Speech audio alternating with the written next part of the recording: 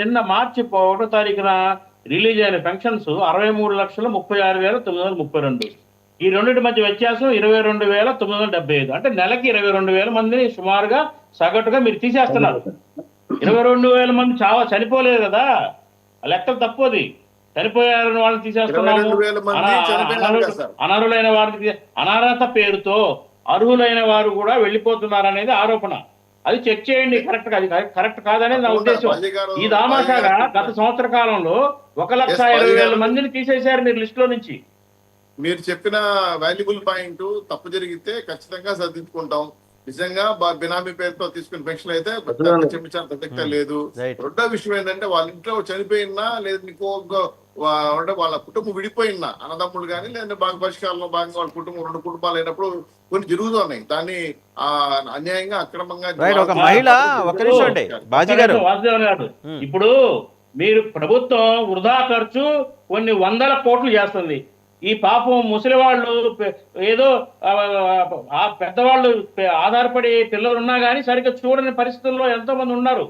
వాళ్ళు ఏదో పాపం 4,000 వస్తాయి, దేనికో మందులకు దేనికో వస్తాయని వాళ్ళ కడుపులు ఎందుకు కొడతారండి? వాళ్ళకి ఎక్కువైపోతాయా?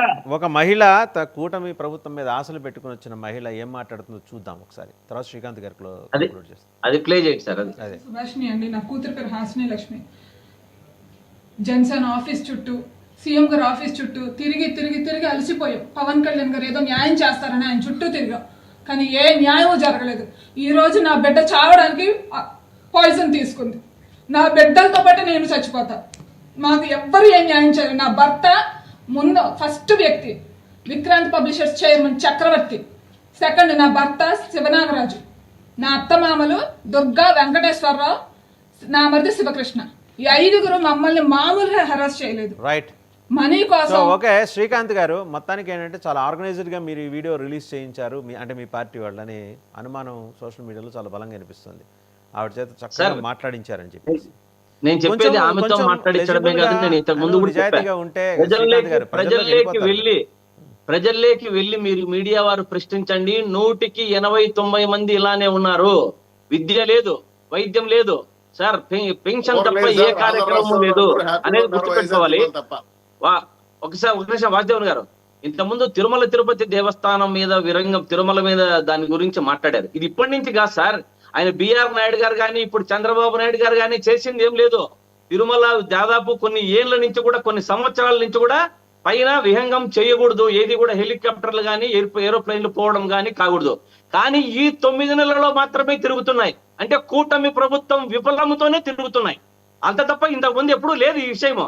దీన్ని ఏదో పెద్దగా వారు చేసినట్టు, వారేదో చంద్రబాబు నాయుడు గారు చెప్పినట్లు, ఈయన మన మంత్రికి లెటర్ రాసినట్లు ఏదో భూతత్వంలో మేమేమో తిరుమలకు చేస్తున్నామని చూపిస్తున్నారు. కానీ ఇది ఎప్పటి నుంచో ఆనవాయితీ ఉంది, ఇది ఇలాగే కొనసాగుతుంది. ఈ 9 నెలల్లోనే విఫలం చెందారు. Right Srikanth garu, thank you very much. Srinivas Chowdary garu, Baji గారు, కృష్ణాంజనేయులు గారు అండ్ తిరుత్తణి వేణుగోపాల్ గారు, అందరికీ ధన్యవాదాలు. సో చూసాం కదా, మొత్తానికి పెన్షన్ల తొలగింపు వ్యవహారం అనేది పెద్ద రచ్చ కాబోతోంది. నెలకి 22,979 మంది పెన్షన్లు చొప్పున పోతున్నాయి.